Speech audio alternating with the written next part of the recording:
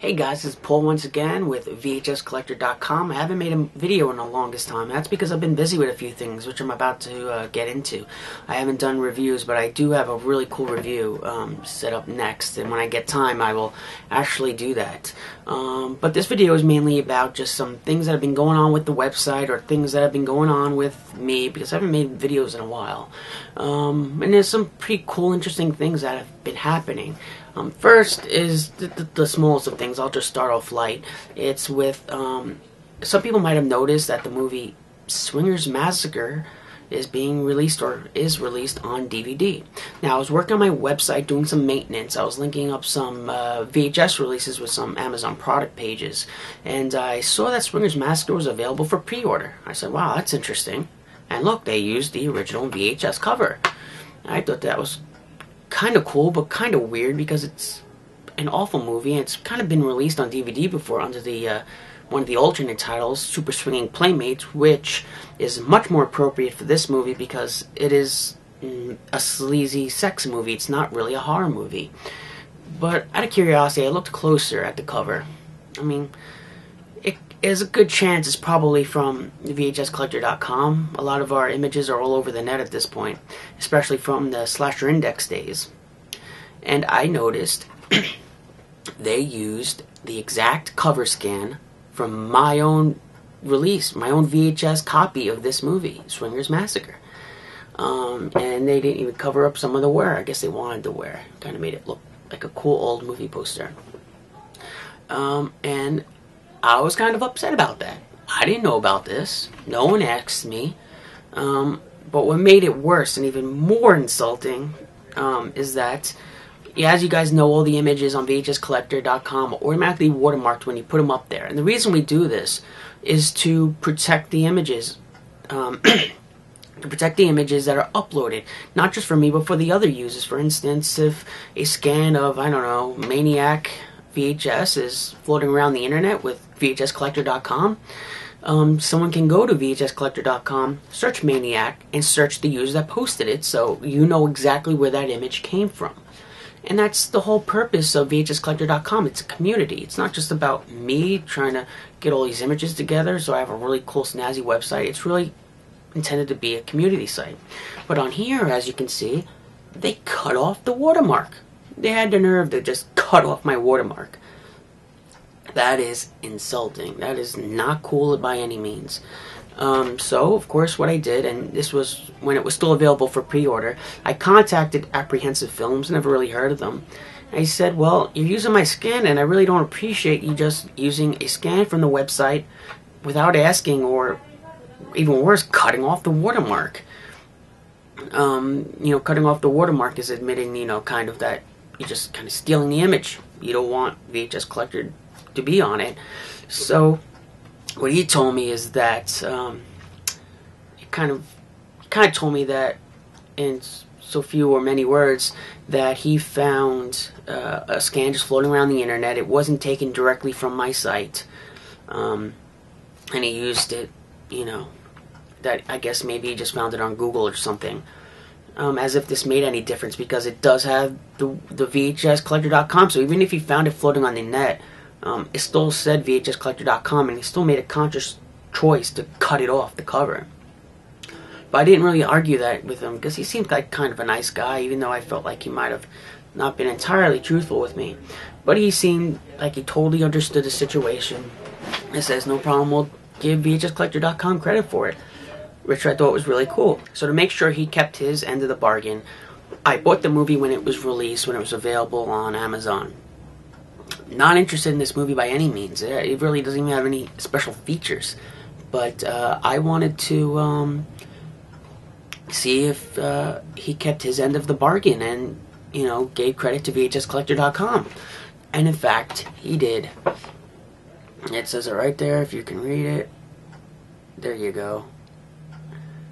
What does that say? Archival cover art courtesy of VHScollector.com.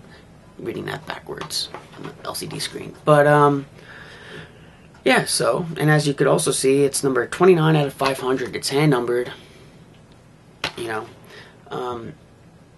but I noticed that the cover's not really you know, it's kind of bland and boring, actually. I mean, it does have a UPC, but it doesn't really have some great graphic design on here. It's very bland. So I opened it up and I looked at the disc, and I was really disappointed because what you get is a disc that looks like it was printed on one of those disc printers that you can buy at the store. It's really like a cheap disc. And then I knew what was coming next. I knew it was going to be a DVD-R. On Amazon, if a movie's listed and it's supposed to be like a DVD-R, it's supposed to say in the, like, where it says format, usually says DVD-R, because you can legitly sell DVD-Rs on there. But I probably wouldn't have bought this if I knew it was a DVD-R. Besides, I'm not even interested in the movie anyway. But I will say this: despite the boring cover and the fact that it's a DVD-R and that the menus are really bland and kind of terrible, the print of the movie is pretty good. It's the best I've seen, although it is full screen, but it does look pretty good. From what the guy told me, the print is from the original 1-inch master tape. And I guess that's the original master tape that even Stevens used, because it does look pretty good, and it does have the Swingers Massacre title on it. So, that's that. I don't really suggest anyone buying this. I know it's like limited to like 500, like it's super rare, but it's a DVD-R. Also, another interesting thing is that, as some of you might know, if you're part of the Facebook group or you're just part of the Facebook VHS community, that Death Nurse is going to be released on DVD next month. A good friend of mine, Jesus, he obtained the rights to the movie and is going to release it. So he asked me if I wanted to do a review for the DVD release, the new DVD release, to do a new fresh review, another look at Death Nurse. And I took him up on the opportunity, and I did a whole new review on Death Nurse. It's a lot better and probably, I guess, a little bit more creative than my other reviews, so it's definitely something cool, and I really hope you guys enjoy it. I put a lot of work into it. It's about 15 minutes, not too long, but it's certainly an honor to have it on the DVD, and I'm really grateful. And it's exclusive to the DVD, so if you want to see it or if you're interested, buy the DVD. Also, the DVD is going to have a commentary track with Nick Millard, and that's like the coolest thing. The coolest thing about this DVD release is not that I'm on it, or not that it even has Death Nurse on it, because that movie's awful and I really don't enjoy watching it by any means. But the coolest part of it is, Nick Millard telling us, about the story of Death Nurse, because it's the worst movie ever. They say that Troll 2 is the best worst movie. Well, Death Nurse is the worst movie.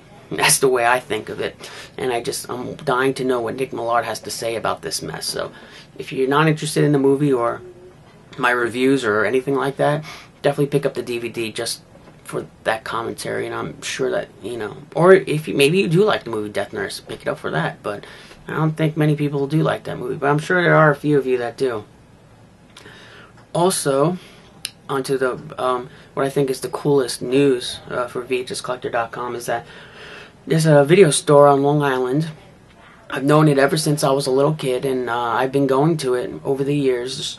They got the hugest VHS selection out there, and I've been going there, on and on for the weekends when the owner's there talking to him, and he's given me the privilege to scan all of his VHSs into the database. Now, this video store probably has over 20 or 30,000 VHS tapes. And the guy said he has even more at his house. So, I have quite the task ahead of me. And it's going to mean great things for VHScollector.com.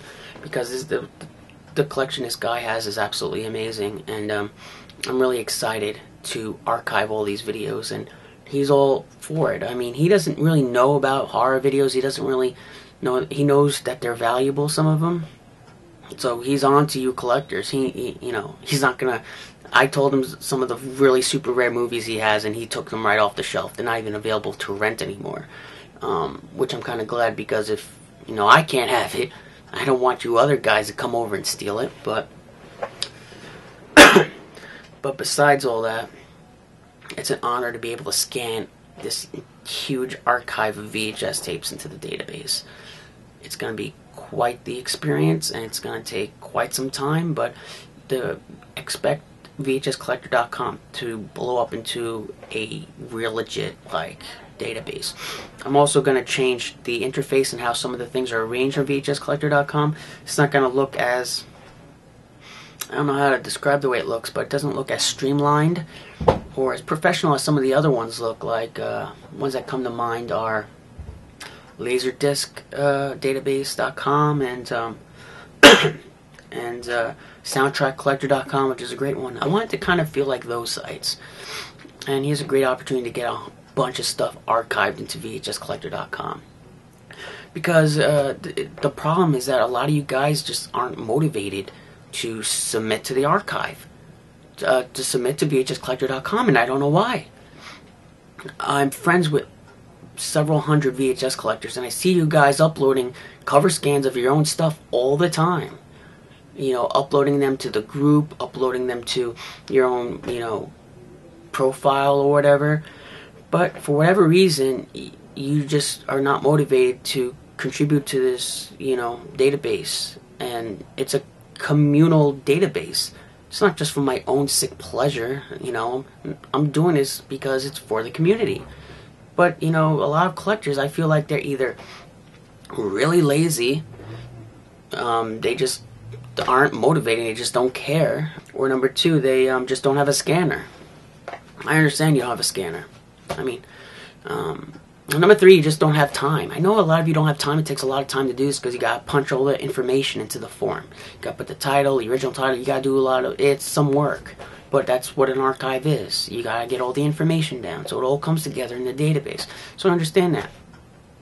But the fourth thing, and sometimes I feel like it's the most disturbing, is that I sometimes get the sense, sometimes, not with all of you guys, but the sense that some of you are competitive with your cover scans. Or with your own blog or whatever. Whatever. If that's the way it's going to be, that's alright, man, But I am going to get these cover scans into the database. And on that note, for some of you that don't have the time or don't have, I guess, a scanner, if you live on the East Coast, I'm willing to plan a trip to go to your house with my 2 scanners and a friend, 2 computers, and just scan the hell out of your collection to submit it into the database. This is going to be a historic event, I hope, in VHS. So, that's what I was always intending it to be when it was Slasher Index. But things are getting better. The site's going to look better, even better than what it is now, and it's going to have thousands and thousands of titles in it by the end of this year. Because every weekend I go to the video store and I'm scanning videos nonstop. And I came up with a great system. Well, actually, Johnny Dickey told me a great way to scan movies really fast and to get them onto the database, because he has been really a huge contributor to the site, and he's a huge fan of the site, and he's helped me out a lot with a lot of cool scans. So big thanks to him, and big thanks to a few of you guys. Riva Marsh is another user that submits a lot, and Techsploited, he's also a user that's on the Facebook group. So thanks to all of you who submitted over 100 scans almost. It's a lot of work, but you're contributing to something great, and I think you guys notice or see what your hard work is going towards. So that's pretty much the gist of everything I guess I have to say. Swingers Massacre, check. I talked about this. I talked about Death Nurse on DVD. Next month, I believe it's coming out April 15th. Also, it is, all the thousands and thousands of scans that are about to be entered into VHScollector.com. Some really rare titles, and it's going to complete a lot of missing holes or it's going to answer a lot of unanswered questions about certain distributors or what's missing from the library by certain distributors. So